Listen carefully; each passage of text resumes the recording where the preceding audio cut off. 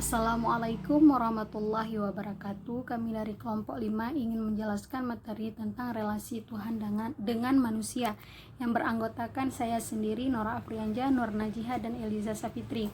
Nah, sebelum kita masuk ke dalam pembahasan, saya ingin menjelaskan konsep Tuhan itu seperti apa dan juga konsep manusia itu seperti apa. Berbicara tentang konsep Tuhan di sini berarti kita berbicara tentang adanya Tuhan dan sifat-sifatnya Tuhan. Nah, di sini yang saya pahami itu seringkali terjadi perdebatan antara agamawan dan para filsuf. Kemudian saya ingin menjelaskan konsep Tuhan di sini menurut agama Islam terlebih dahulu, yang mana konsep Tuhan di dalam agama Islam itu berbeda dengan konsep Tuhan di dalam agama-agama lain ataupun kajian filsuf. Kemudian perbedaan pandangan mengenai konsep Tuhan ini berawal dari perbedaan memahami wujud eksistensi. Wujud eksistensi merupakan pembahasan mengenai metafisika. Pembahasan mengenai metafisika ini di dalam Islam haruslah bersumber dari wahyu dan bukan bersumber dari spekulasi filosof yang dirumuskan dari pengamatan dan data pengalaman indrawi, atau hanya terbatas oleh hal-hal yang dilihat oleh mata, atau terbatas kepada materi yang dilihat. Kemudian wujud di dalam Islam itu mencakupi aspek dunia akhirat, kemudian juga mencakupi entitas-entitas materi dan non-materi ataupun rasional suprarasional.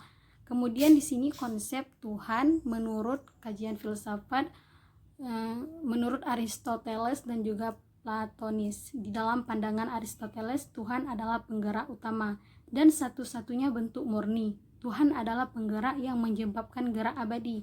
Dia tidak digerakkan karena bebas dari materi, sehingga Tuhan tidak turut campur dalam aktivitas dunia dan manusia. Karena jika Tuhan bergerak, maka Tuhan terbatas oleh ruang dan waktu. Dan jika Tuhan terbatas oleh ruang dan waktu, Tuhan adalah terbatas dan tidak berkuasa. Kemudian teori ini bersalahan dengan teori di dalam pandangan Islam. Kemudian saya ingin menjelaskan juga konsep manusia, yang mana manusia ini adalah ciptaan Tuhan yang memiliki kelebihan dibandingkan makhluk-makhluk lainnya. Manusia disebut juga dengan monodualistik karena memiliki hakikat ganda atau dui hakikat, yakni jiwa raga ataupun jasmani dan rohani sekaligus. Kemudian manusia juga disebut makhluk multidimensi, yang mana yang pertama itu secara fisik manusia memiliki beberapa persamaan dengan hewan, seperti membutuhkan makan, minum, dan juga kawin. Dimensi yang kedua itu manusia memiliki emosi. Kemudian manusia memiliki perhatian terhadap keindahan. Yang keempat, manusia memiliki naluri untuk menyembah kepada Tuhannya. Yang kelima, manusia dikaruniai akal serta kehendak bebas, sehingga mampu menciptakan keseimbangan di dalam hidupnya. Dan yang keenam itu manusia memiliki daya kemampuan untuk mengenal dirinya, bagaimana dirinya diciptakan, untuk apa dirinya diciptakan, dan mengapa dirinya diciptakan. Kemudian menurut filsuf, salah satu tokoh filsuf seperti Max Scheler yang menyebutkan manusia sebagai des Kranketier, yakni hewan yang sakit lalu gelisah. Manusia juga disebutkan dengan Homo religius, Homo economicius, Homo sapiens. Manusia arif yang memiliki akal budi yang menjadikannya lebih unggul dari makhluk-makhluk lainnya. Sebutan lainnya untuk manusia adalah Homo fiber, karena manusia mampu menciptakan alat-alat yang digunakan untuk bertahan hidup. Bismillahirrahmanirrahim. Saya akan sambung relasi Tuhan dan manusia. Terjadinya relasi Tuhan dan manusia ni sejak manusia tu dilahirkan. Sebabnya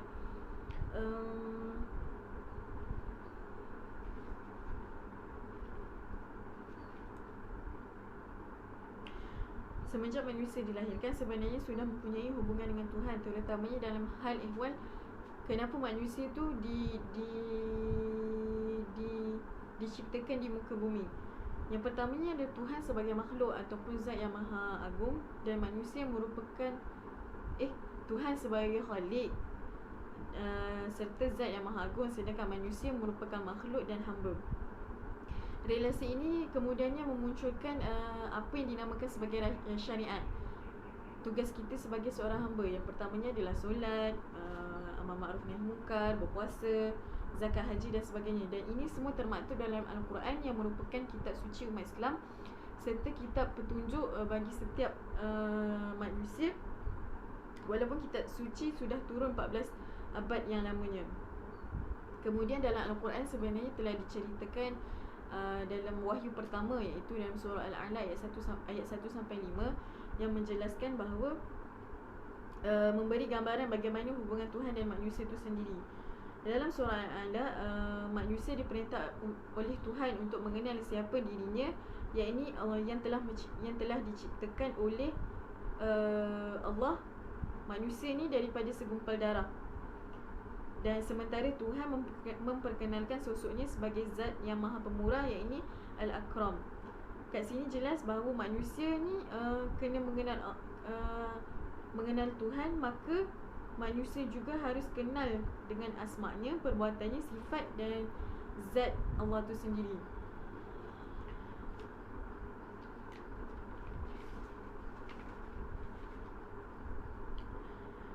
Seperti yang diketahui, Allah menciptakan manusia ni dengan sebaik-baik kejadian, sebab Allah menganugerahkan yang terhormat kepada manusia ni, yakni akal, untuk menjalankan dua fungsi. Yang pertama adalah fungsi sebagai hamba, dan yang kedua adalah fungsi sebagai khalifah fil ard. Saya ada 2 poin kat sini. Yang pertamanya adalah manusia sebagai hamba Allah.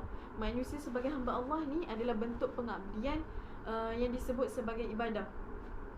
Ibadah pula merupakan tindakan yang dilakukan manusia dengan penuh kesedaran dan keinginan kerana Allah dan sesuai dengan syariat. Ibadah ni yang seperti yang saya beri contoh tadi, yang seperti solat, yang bentuk-bentuk ritual cara penyembahan kita kepada Allah. Dan gelaran hamba Allah ni adalah gelaran yang paling mulia, kerana dalam Al-Quran sendiri gelaran itu ditujukan kepada Nabi dan Rasul. Jikalau ibadah kita baik, sifat-sifat unsur negatif dalam diri kita macam hilang, dan boleh tundukkan jiwa kita yang selalu minta-minta, yang selalu nakkan lebih, macam itulah. Boleh tundukkan jiwa dan capai tingkat kedamaian, iaitu nafsu al-mutmainnah. Bentuk sebagai hamba ni, kita cara penyembahan kita adalah menunjukkan rasa syukur kita dengan rasa takwa kita kepada Allah, rasa takut kita kepada Allah. Seterusnya, salah satu keistimewaan sebagai hamba Allah ialah manusia yang sebenarnya hamba Allah telah dianugerahkan satu amanah yang tidak ada pada makhluk lain, iaitu khalifatullah. Dalam surah Al-Baqarah ayat 30, sesungguhnya aku hendak menjadikan di atas muka bumi ini seorang khalifah. Poin saya yang kedua adalah manusia sebagai khalifah. Perlu macam mana? Khalifah ni ialah mandat dari Allah, seperti yang termaktub dalam perlembagaan Al-Quran, yang menjadi tuan atas segala makhluk. Boleh jadi kita kata khalifah ni adalah menguasai dan memerintah, iaitu yang mempunyai sifat as-sayyidah ataupun ketuaan. Khalifah juga adalah pengganti Nabi, gelaran kepada ketua agama ataupun raja. Khalifah ni tak semua manusia boleh menjadi khalifah. Hanya insan yang dipilih Allah sahaja yang dipilih untuk menjadi khalifah. Manusia sebagai hamba Allah boleh dilantik untuk memegang khalifah, dan pelantikan tersebut dibuat atas kelayakan manusia untuk memegang jawatan tersebut. Bukan sebab tu saya kata bukan semua manusia boleh menjadi khalifah. Untuk menjadi khalifah ni ada beberapa kriteria dia. Antara tugas manusia sebagai khalifah dalam mentadbir sesama manusia, memulakan sistem tauhid. Maksudnya orang yang jadi khalifah ni kena, yang pertama, iman dia memang kena mantap. Yang keduanya, dia tahu tugas dia sebagai seorang hamba tu memang selesai dalam diri. Bukan selesai, maksudnya betul-betul jitu lah dia melaksanakan tugas hamba dia tu kepada Allah. Kemudian khalifah ni terbentuk kepada dua lagi. Yang pertama khalifah diri sendiri, yang kedua adalah khalifah bagi alam semesta. Khalifah diri sendiri ni adalah khalifah satu keistimewaan yang besar yang hanya diberikan kepada manusia, tidak diberikan kepada malaikat dan yang lain. Manusia yang layak dan berhak menjadi khalifah ialah manusia yang melaksanakan konsep kehambaan diri kepada Allah dan melaksanakan konsep penyerahan diri kepada Allah seperti dalam bentuk syariat, akhlak, akidah dan ibadah. Tugas khalifah ni ada dua. Yang pertamanya adalah memakmurkan bumi, yang kedua beribadah kepada Allah. Itu khalifah diri sendiri. Khalifah bagi alam semesta adalah imaratul ardu ataupun memakmurkan bumi, yang berarti mengelola dan memelihara bumi. Tentu saja bukan sekadar membangun tanpa tujuan, apalagi untuk kepentingan sendiri, tapi tugas membangun untuk melaksanakan tugas yang utama, iaitu ibadatullah, iaitu beribadah kepada Allah. Tugas khalifah ni seperti contoh pada zaman Nabi, ketika Nabi hendak berhijrah ke Madinah, Nabi berhenti di satu tempat dan Nabi mendirikan sebuah masjid dan pasar. Dan sehingga sekarang ni masjid dan pasar tu masih lagi beroperasi dan merupakan salah satu tempat yang istimewa dalam sejarah Islam. Dan tempat tu sebagai pusat yang menyatukan umat Islam. Jadi kat sini nampak tugas khalifah ni adalah dalam menyatukan umat Islam. Seterusnya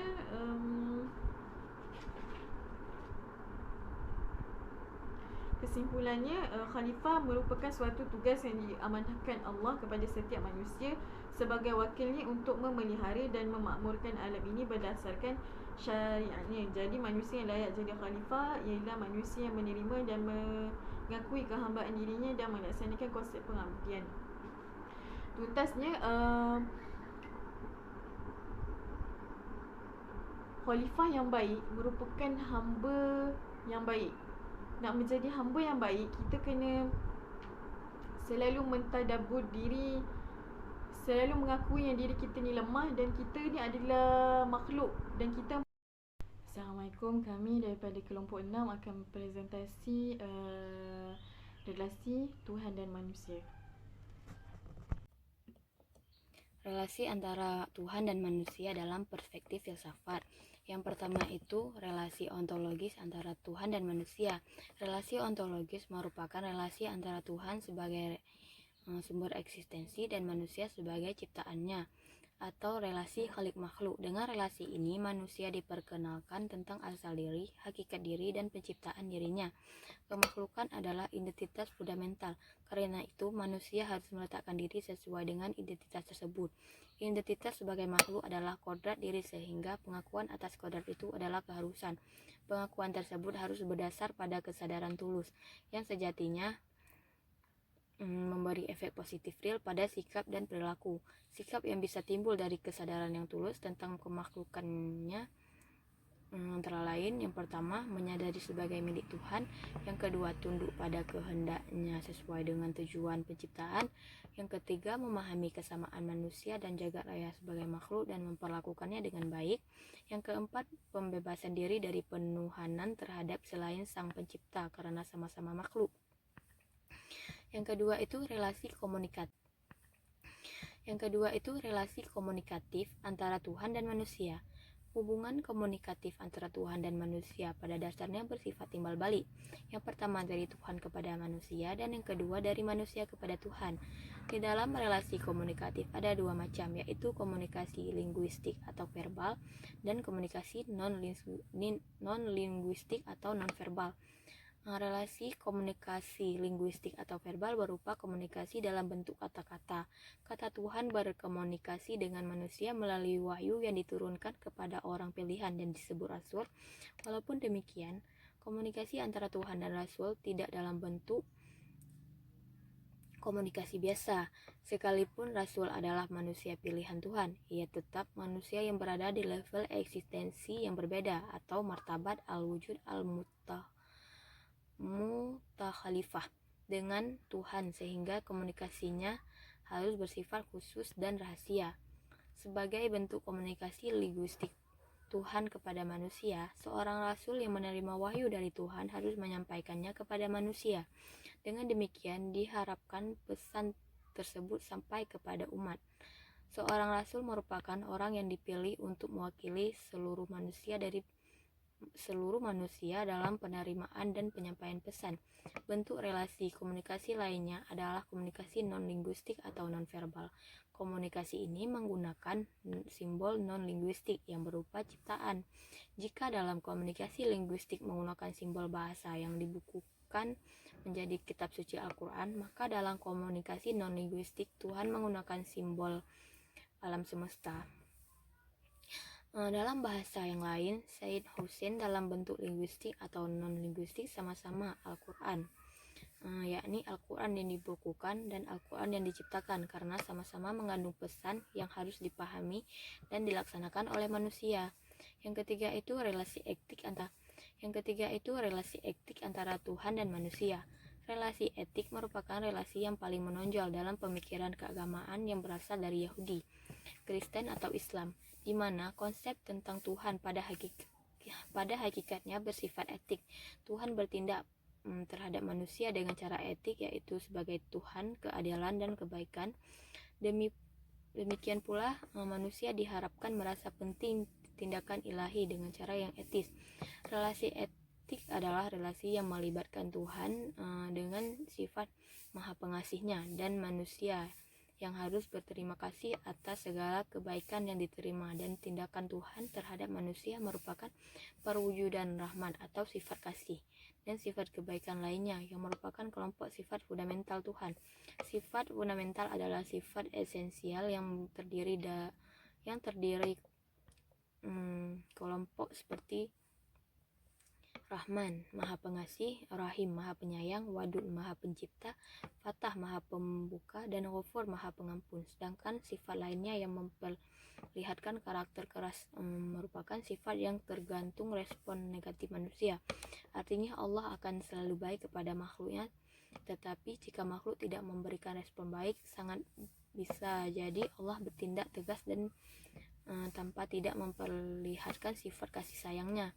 Padahal semua tindakan Tuhan kepada manusia mengandung kebaikan, karena dalam ayatnya sangat jelas menegaskan bahwa Allah tidak akan zalim kepada hambanya. Laisa bizalam li al-abid, ditambah dengan penegasan lain bahwa rahmat Allah meliputi segalanya. Wa rahmati wasiatul kulla syai.